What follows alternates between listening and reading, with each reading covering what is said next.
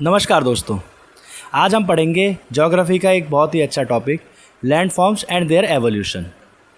क्या आपने कभी सोचा है कि माउंटेन्स, प्लेन्स, वैलीज़ और डेजर्ट्स कैसे बने? कुछ जगह पर बहुत ऊंचे माउंटेन्स होते हैं और कुछ जगह बिल्कुल फ्लैट प्लेन्स होते हैं। इसका जवाब छुपा है लैंडफॉर्म्स और उसकी एवोल्यूशन की स्टोरी में। लैंडफॉर्म्स अर्थ के सरफेस पर मिलने वाला नेचुरल फीचर होता है, जैसे माउंटेन्स, प्लेट्यूज, प्लेन्स, वैलीज़ और डेजर्ट्स। लेकिन ये लैंडफॉर्म्स हमेशा से ऐसे नहीं थे। जी हाँ दोस्तों, लाखों और करोड़ों साल में नेचुरल फोर्सेस ने अर्थ को शेप दी। आज हम समझेंगे कि लैंडफॉर्म्स कैसे बनते हैं और टाइम के साथ कैसे चेंज होते हैं। लैंडफॉर्म्स अर्थ के सरफेस की नेचुरल शेप होती है।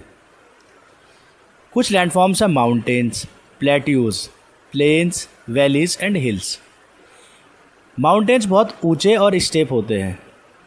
प्लेन्स फ्लैट और लो एरियाज़ को कहा जाता है, जो बहुत लो रहते हैं, जहाँ पे फार्मिंग ईजिली हो।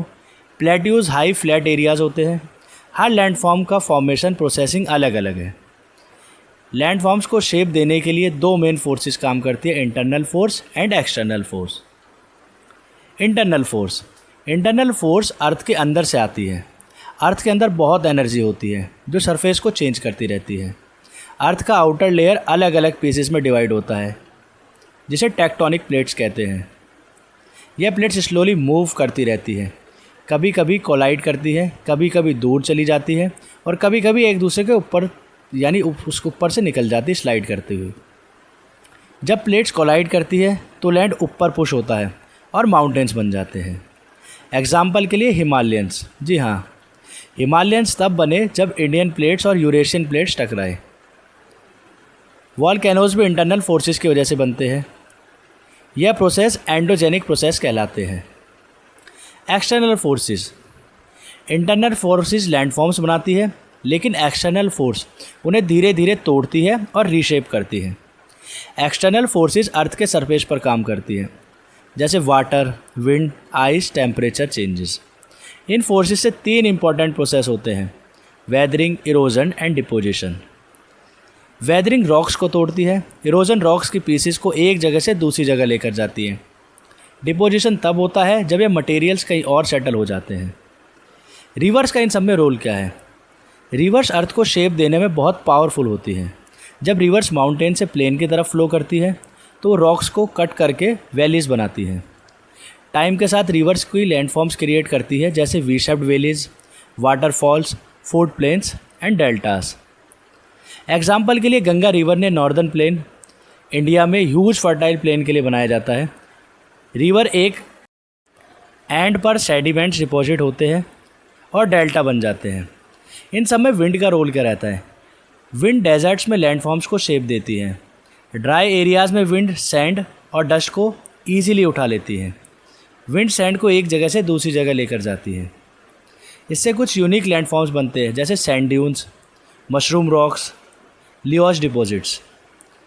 सैंड ड्यून्स हमेशा मूव करते रहते हैं क्योंकि विंड हमेशा पुश करती रहती है। इन समय ग्लेशियर्स का रोल क्या है? ग्लेशियर्स ह्यूज आइस मासेस होते हैं जो माउंटेन से स्लोली मूव करते हैं। जब ग्लेशियर्स मूव करते हैं तो रॉक्स को स्क्रैप करके आगे की ओर बढ़ते हैं और इरोजन होता है। इस प्रोसेस से कुछ स्पेशल लैंडफॉर्म बनते हैं, यू शेप्ड वैलीज़, सर्कस।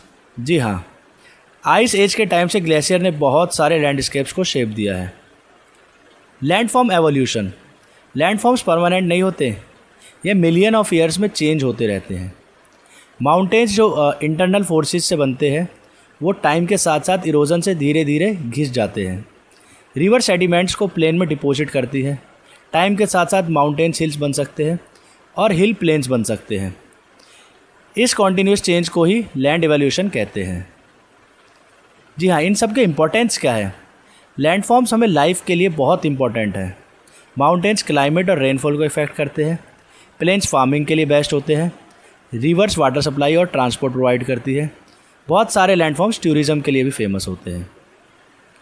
तो दोस्तों, इस चैप्टर में हमने देखा कि अर्थ का सरफेस एक ह्यूज स्कल्पचर की तरह है जो नेचुरल फोर्सेस से शेप होता रहता है। जी हाँ दोस्तों, और इसकी वजह से आज हमारे प्लैनेट हमेशा चेंजिंग और फैशनिंग। नमस्कार। इस वीडियो में हम जानेंगे जियोमॉर्फिक प्रोसेस क्या होते हैं, इनके टाइप्स क्या होते हैं।